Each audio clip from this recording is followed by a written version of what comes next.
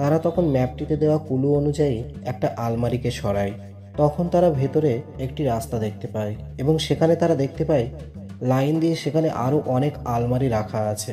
তারপর তারা পরের ক্লু অনুযায়ী সেখানে তারা জাহাজের একটা স্টিয়ারিংকে ঘোরায়, আর সেটা ঘোরানোর সঙ্গে সঙ্গেই সেখানে একটা সিক্রেট ঘর খুলে যায়, যেটার ভিতরে একটি আলমারি চলে যায়। আর এরাও যখন সেই ঘরটির একদম ভিতরে প্রবেশ করে তখন তারা দেখতে পায়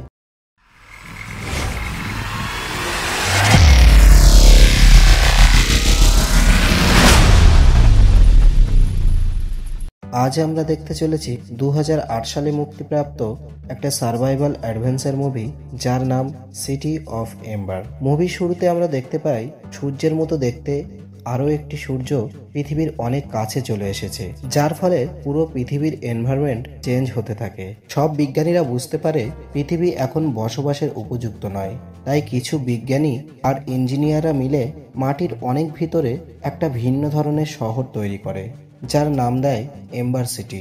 আর তারা সেখানে এমন একটা ব্যবস্থা করে যাতে করে 200 বছরের আগে কেউ পৃথিবীতে আসতে না পারে, কারণ তারা গবেষণা করে জানতে পেরেছে প্রায় 200 বছর পর পৃথিবী পুনরায় আগের অবস্থায় ফিরে আসবে। তাই সেই সব বিজ্ঞানীরা একটা বক্স তৈরি করে, আর সেখানে তারা 200 বছরের টাইম সেট করে দেয়, অর্থাৎ 200 বছরের পূর্বে কেউ চাইলেও বক্সটি খুলতে পারবে না। তারা সেই বক্সটির ভিতরে এম্বার সিটি থেকে কিভাবে পৃথিবীতে ফিরতে হবে সেই সমস্ত ইনফরমেশন রেখে দেয়, যেন এম্বার সিটির মানুষরা 200 বছর পর এই ইনফরমেশনগুলো কাজে লাগিয়ে আবার পৃথিবীতে ফিরে আসতে পারে। বিজ্ঞানীরা সর্বপ্রথম বক্সটিকে সেই শহরের মেয়রের কাছে তুলে দেয়। এরপর সময়ের পরিবর্তনের সাথে সাথে বক্সটি নতুন নতুন মেয়রদের কাছে পাস হতে থাকে, কিন্তু একসময় 7 নম্বর মেয়র নতুন মেয়রকে পাস অন করার আগেই সে মারা যায়। ফলে ধীরে ধীরে সকলেই সেই বক্সটির কথা ভুলে যায়। আর ঠিক সময় মতো 200 বছর পর সেই বক্সটি খুলে যায়, কিন্তু সেই বক্সটির ভেতরে কি রয়েছে তা দেখার মতো এখন কেউই ছিল না। বক্সটি খুলে যাওয়ার আরও অনেক বছর কেটে যায়। এরপর আমরা সেই এম্বার সিটি শহরটিকে দেখতে পাই। এই শহরটিতে বেশ কিছু নিয়ম কানুন আছে। শহরটিকে পরিচালনা করার পিছনে শহরের প্রত্যেক মানুষেরই ভূমিকা রয়েছে, অর্থাৎ এই শহরের প্রতিটি মানুষ কোনো না কোনো কাজ করে। তবে এই শহরের কোন মানুষ কি কাজ করবে সেটা লটারির মাধ্যমে নির্ধারণ করা হয়। এই এম্বার সিটি শহরটিতে কোনো আধুনিক প্রযুক্তির ব্যবস্থা নেই, তাই প্রতিটি কাজ ম্যানুয়ালি খুব কষ্ট করে তাদের করতে হয়। তাছাড়া এই শহরে সরাসরি কোনো বৈদ্যুতিক সংযোগ নেই, বরং এই শহরটির বিভিন্ন স্থানে বড় বড় জেনারেটরের সাহায্যে এই পুরো শহর আলোকিত করে রাখা হয়। এখন যেহেতু এই শহরকে 200 বছরের জন্য বানানো হয়েছিল এবং শহরটি যেহেতু 200 বছরেরও বেশি হয়ে গিয়েছে, তাই এখানকার সবকিছু দিন দিন অকেজো হয়ে যাচ্ছে। এখানকার জেনারেটরগুলোও অনেক দুর্বল হয়ে গিয়েছে, যার ফলে শহরটিতে লোডশেডিং এর সমস্যা লেগেই থাকে। এই শহরে আমরা ডুন নামের একজন ছেলেকে দেখতে পাই। ডুনের স্বপ্ন ছিল সে বড় হয়ে একজন ইলেকট্রিশিয়ান হবে আর শহরের সমস্ত লোডশেডিং এর সমস্যা দূর করে দেবে। আসলে তার বাবাও একজন ইলেকট্রিশিয়ান, তাই সে তার বাবার স্বপ্ন পূরণ করছে। অন্যদিকে আমরা লিনা নামের একজন মেয়েকে দেখতে পাই, যার স্বপ্ন ছিল মেসেঞ্জার হওয়ার, অর্থাৎ শহরের সমস্ত খবরাখবর মানুষের কাছে পৌঁছে দেওয়ার। যেহেতু এই শহরে লটারির মাধ্যমে কাজ নির্ধারণ করা হয়, তাই আজ তাদের সেই কাঙ্ক্ষিত দিন ছিল। কিন্তু দুর্ভাগ্যবশত লিনার ভাগ্যে পাইপ ওয়ার্কারের কাজ মেলে, আর ডুনের ভাগ্যে মেলে মেসেঞ্জারের কাজ, যার ফলে তাদের দুজনের মন খুব খারাপ হয়ে যায়। এখন মেসেঞ্জার হওয়ার থেকে ভালো ডুন লিনার সঙ্গে তার কাজ এক্সচেঞ্জ করে নেয়, কারণ সে পাইপ ওয়ার্কার হলেও সে জেনারেটরের কাছে থাকতে পারবে। অন্যদিকে লিনাও অনেক খুশি হয়ে যায়, কারণ তার মেসেঞ্জার হওয়ার স্বপ্ন এখন পূরণ হতে চলেছে। এরপর লিনা তার খুশি মন নিয়ে তার ঘরে গিয়ে তার দাদিকে খুশির খবরটি দেয়। তার দাদির অনেক বয়স হয়ে গিয়েছে, এ কারণে তার স্মৃতিশক্তি অনেক কমে গিয়েছে। সে লিনাকে বলে সে যেন সবসময় তার বাবার কথা মনে রাখে। আসলে লিনার বাবা মারা যাওয়ার আগে সে লিনাকে বলেছিল বাইরে একটা আলাদা দুনিয়া রয়েছে, আর একদিন আমাদের থেকে সেই দুনিয়ায় সবাইকে চলে যেতে হবে। লিনার বাবা তাকে সেই বক্সটির ব্যাপারেও বলে, যেটার ভেতরে বাইরে যাওয়ার নকশা রয়েছে। কিন্তু লিনার এইসব কথা মিথ্যা মনে হয়, তার এসব মনে হয় আজগুবি গল্প। এর পরের দিন যখন লিনা একটি মেসেজ নিয়ে তার আন্টির কাছে পৌঁছায় তখন তারা সেখানে একজন পাগল লোককে দেখতে পায়। সেখানে সেই পাগল লোকটি সবাইকে চিৎকার করে বলছিল শহরের অন্ধকার জায়গাটিতে যেখানে কারো যাওয়া নিষেধ সেখানে সে একটি বড় ক্রিয়েচার দেখেছে, কিন্তু তার কথা কেউ বিশ্বাস করে না আর তাকে ধরে সেখান থেকে নিয়ে যাওয়া হয়। লিনা এসে দেখে সেখানে ক্রিয়েচারের শিং পড়েছিল, যে ব্যাপারে সেই লোকটি বলছিল। অর্থাৎ লিনারও এখন থেকে সেই ক্রিয়েচারের ওপর বিশ্বাস হয়েছে। অন্যদিকে আমরা ডুনকে দেখতে পাই যে তার কাজে পৌঁছায়। সেখানে তার অফিসার মার্টিন ছিল, যে কিনা খুবই কঠোর ছিল। ডুন এখানে এসে বুঝতে পারে তাদের এই শহর ধীরে ধীরে ধ্বংসের পথে চলে যাচ্ছে, কারণ শহরের পাইপলাইনগুলোতেও প্রচুর পরিমাণে সমস্যা রয়েছে আর সেই সমস্যাগুলো সমাধান করার জন্য যে প্রয়োজনীয় সরঞ্জামগুলো দরকার সেগুলো এই শহরে নেই। শহরের পাইপলাইন এবং জেনারেটরগুলো ঠিক করতে গিয়ে এখনো পর্যন্ত অনেকজনের প্রাণ চলে গিয়েছে, কিন্তু এতে তাদের কোনো উন্নতি ঘটেনি। কিন্তু তাদের শহরের এমন ভয়াবহ অবস্থা সম্পর্কে শহরের কেউ জানে না। মার্টিন ডুনকে আরও বলে এই সিটি প্রায় ধ্বংসের দিকে চলে গেছে, এখানে আমরা চাইলেও এখন কিছুই করতে পারবো না। আমরা শহরটি উন্নয়নের জন্য তো চেষ্টা করেছি, কিন্তু উন্নয়নের জন্য পর্যাপ্ত পরিমাণ উপাদানগুলো আমাদের কাছে নেই। তাই এখন শুধু আমরা অপেক্ষা করতে পারি, অর্থাৎ আমরা সেই দিনটার অপেক্ষা করছি যেদিন আমাদের শহরটি পুরোপুরি ধ্বংস হয়ে যাবে। যেহেতু শহরটি ধ্বংস হয়ে যাবে তাই সেখানকার সকল কর্মচারী হাল ছেড়ে দিয়েছে। এখন তারা এই শহরটিকে নিয়ে আর কোনো রকম চিন্তা করে না। কিন্তু ডুন এ ব্যাপারটা কোনোভাবেই মেনে নিতে পারছিল না। সে এই শহরের মানুষদের কথা ভেবে সে ড্যামেজ হয়ে যাওয়া পাইপলাইনগুলো ঠিক করার কথা ভাবে। তাই সে অনেকটা চালাকি করে মার্টিনের পকেট থেকে অ্যাম্বার সিটির পাইপলাইনের ম্যাপটি নিয়ে নেয়। এরপর সেই ম্যাপের সাহায্যে সে সামনে যেতে থাকে। এই পুরো শহরটিতে অনেক বড় বড় এবং লম্বা লম্বা পাইপ ছিল। শহরের কেউ জানে না এই পাইপগুলো কোথায় গিয়ে শেষ হয়েছে। ডুন চলতে চলতে একটি রুমের দরজার সামনে পৌঁছায়, যেখানে 351 নম্বর রুম লেখা ছিল। কিন্তু অদ্ভুত ব্যাপার, ম্যাপের মধ্যে এই রুমের ব্যাপারে কিছুই লেখা ছিল না। ডুন কৌতূহলবশত দরজাটি খুলে ভিতরে প্রবেশ করে। সেখানে গিয়ে ডুন বড় একটি টানেল দেখতে পায়, আর এই টানেলটি পুরোপুরি অন্ধকার ছিল। সেখানে অনেক অন্ধকার দেখতে পেয়ে ডুন অন্য রাস্তা দিয়ে চলে যায়। ডুন রাস্তাটা দিয়ে হাঁটার সময় সে উপর থেকে নেমে আসা একটি দড়ি দেখতে পায়। ডুন দড়িটির সাহায্যে ওপরে ওঠে আর সে বুঝতে পারে এটা হলো তাদের শহরের স্টোর রুম। কিন্তু স্টোর রুমগুলোতে খাবার প্রায় শেষ হয়ে গিয়েছে। এটা দেখে সে খুব দুঃখ পায়। তখনই সেখানে গার্ড চলে আসে এবং সে তাকে সেখানেই ধরে ফেলে এবং সেখান থেকে তাকে বের করে দেয়। আর তখনই তাদের শহরে লোডশেডিং হয়। যদিও জেনারেটরকে ঠিক করে ফেলা হয়, কিন্তু এখন সবাই বুঝতে পারে এই জেনারেটরগুলো এখন খুবই দুর্বল হয়ে গিয়েছে। শীঘ্রই এই শহর অন্ধকার হয়ে যাবে। বিদ্যুৎ ফিরে আসার পর লিনা তার দাদির সাথে দেখা করতে যায়। তখন তার দাদি তাকে কিছু একটা বলার চেষ্টা করছিল, কিন্তু সে ভালোভাবে বলতে পারছিল না। তখনই লিনা কিছুটা বুঝতে পারে। তার দাদি বলছে তাদের বাড়িতে একটি বক্স রয়েছে যেটা তাদের কাজে আসবে। আসলে লিনার বংশেরই একজন এই শহরের 7 নম্বর মেয়র ছিল, যার হঠাৎ মৃত্যুতে সে আর পরবর্তী মেয়রকে সেই বক্সটি দিতে পারেনি। লিনা সেই বাড়িতে বক্সটি খুঁজতে থাকে আর অবশেষে লিনা সেই বক্সটি পেয়ে যায়। এখন লিনা এটা বুঝতে পারে না সেই বক্সটির সাহায্যে কি করবে, এবং যেহেতু লিনার দাদি একজন বৃদ্ধ মানুষ ছিল তাই সেও সেই ব্যাপারে কিছু বলতে পারছিল না। এরপর লিনার কাছে একটি মেসেজ পৌঁছানোর কাজ আসে, আর এই মেসেজটি মেয়রের কাছে পৌঁছাতে হবে। এখন লিনা সেই মেসেজটি নিয়ে মেয়রের কাছে চলে যায়। লিনা সেখানে পুরানো সব মেয়রদের ছবি দেখতে পায়।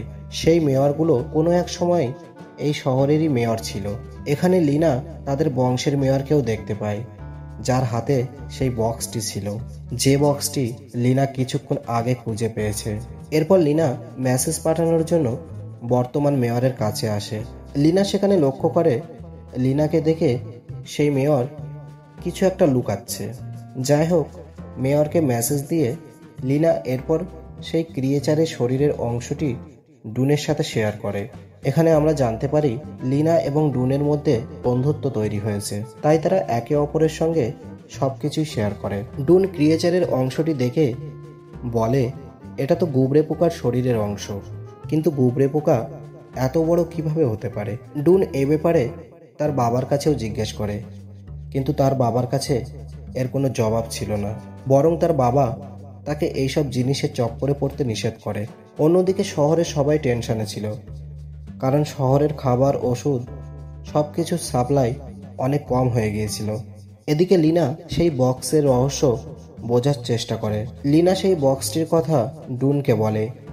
এরপর তারা সেই বক্সের ভেতর একটা চিহ্ন দেখতে পায়, আর সেই বক্সের ভেতরে কিছু টুকরো কাগজ দেখতে পায়। কাগজটিতে কিছু একটা লেখা ছিল এবং সেখানে একটা কাচের টুকরোও পাওয়া যায়। আর সেই টুকরো হয়ে যাওয়া কাগজগুলোকে তারা জোড়া লাগিয়ে বুঝতে পারে এখানে এম্বার সিটি থেকে বের হওয়ার সমস্ত ইনফরমেশন দেওয়া আছে। অর্থাৎ এটা হলো এম্বার সিটি থেকে বের হওয়ার রাস্তা, যেটা একটা টানেলের মাধ্যমে শুরু হয় এবং সেখানে সেই 351 নম্বর রুমটির ব্যাপারেও বলা ছিল। তাই লিনা আর ডুন সেই রুমটির কাছে পৌঁছায়, আর তখনই তারা সেখানে একজন খোঁড়া মানুষকে পালিয়ে যেতে দেখে। এরপর তারা সেখানে কিছু খাবারের প্যাকেট দেখতে পায়, যেগুলো কিনা অনেক দামি খাবার ছিল, আর এই খাবারগুলো অনেকদিন আগেই তাদের শহর থেকে ফুরিয়ে গিয়েছিল। তাদের মনে প্রশ্ন জাগে, তাদের শহরে তো অনেক অল্প দামের খাবার পাওয়া যায়, তাহলে এত দামি খাবার কোথা থেকে এলো? তখনই সেখানে সেই ক্রিয়েচার চলে আসে, তাই তারা দুজনেই খুব শীঘ্রই সেখান থেকে পালিয়ে যায়। তারপর তারা সেই স্টোর রুমে ঢোকে এবং সেখানে লিনা দেখে ডুনের মাথায় যে হেলমেটটি ছিল সেই হেলমেটটিতে তার বাবার নাম লেখা আছে। তাই লিনা তার আন্টির কাছে এ ব্যাপারে জিজ্ঞেস করে। তার আন্টি তার বাবার ব্যাপারে তাকে একটি সিক্রেট বলে দেয়, যেটা সে এতদিন লিনাকে বলেনি। আর তখন তার আন্টি বলে, তোমার বাবার অনেক শখ ছিল এই শহর থেকে বের হওয়ার, আর তিনি বিশ্বাস করতেন এই শহরের বাইরেও একটা আলাদা দুনিয়া আছে। তাই লিনার বাবা সবসময় সেই জায়গাটির খোঁজ করত, আর সেই জায়গাটা খুঁজতে খুঁজতেই একদিন লিনার বাবা জলে ডুবে মারা যায়। এই কথাগুলো শোনার পর লিনা তার বাড়ির দিকে ফিরছিল, কিন্তু তখন সে লুপারকে দেখতে পায়। আর লুপার হলো সেই ব্যক্তি যে কিনা এই পুরো শহরের গার্ডের দায়িত্ব পালন করে। লুপারকে দেখে লিনা বুঝতে পারে টানেলের ভেতরে সেই খোঁড়া মানুষটি লুপারই ছিল। এখন লিনার মনে অনেক সন্দেহ জাগে, তাই সে ডুনকে নিয়ে আবার সেই স্থানটিতে পৌঁছায়। আর এবার তারা টানেলের অনেক ভেতরে চলে যায়। সেখানে গিয়ে তারা দেখতে পায় এই শহরের মেয়র লুপারের সাহায্যে অনেক খাবার সংরক্ষণ করে রেখেছে। এখানে তারা নিজেদের স্বার্থের জন্য সাধারণ মানুষদের বোকা বানিয়েছে। তখন তারা সেখানে কোনো মানুষের উপস্থিতি দেখতে পেয়ে সেখান থেকে তারা দৌড়ে পালিয়ে যায়। তারা দুজন মিলে তখন লিনার বাড়িতে আসে, যেখানে তারা লিনার বাবার একটি পুরাতন রেডিও খুঁজে পায়, যেখানে ডুন তার বাবার আওয়াজ শুনতে পায় এবং সে বুঝতে পারে লিনার বাবার সাথে তার বাবারও এখান থেকে বের হওয়ার স্বপ্ন ছিল। তারা দুজনেই এই মিশনে ছিল এবং তারপর ডুন তার বাবার কাছে যায় এবং বলে, আমি জানি লিনার বাবার সাথে আপনিও ওনার মিশনে ছিলেন, আপনি এখান থেকে বের হতে চেয়েছিলেন। আমাদের সেই অনুসন্ধান আবার করা উচিত। কিন্তু তার বাবা আর চায় না তারা এই মিশনে লাগুক, কারণ এই মিশনের কারণেই লিনার বাবার মৃত্যু হয়েছে। অন্যদিকে লিনা মেয়রের স্বার্থপরতার কথা সবাইকে বলতে চাইছিল, কিন্তু মেয়রের লোকগুলো মেয়রের সাথেই মিলে রয়েছে। তাই তারা লিনাকে মেয়রের কাছে নিয়ে যায়। লিনা দেখে মেয়রের কাছে একটা ব্যাজ রয়েছে, যেখানে সেই কাচের টুকরোটির মতো একটি চিহ্ন রয়েছে। আর তখনই সেখানে লোডশেডিং হয়, আর এই সুযোগেই লিনা মেয়রের গলায় থাকা সেই ব্যাজটি নিয়ে নেয় আর সেখান থেকে পালিয়ে যায়।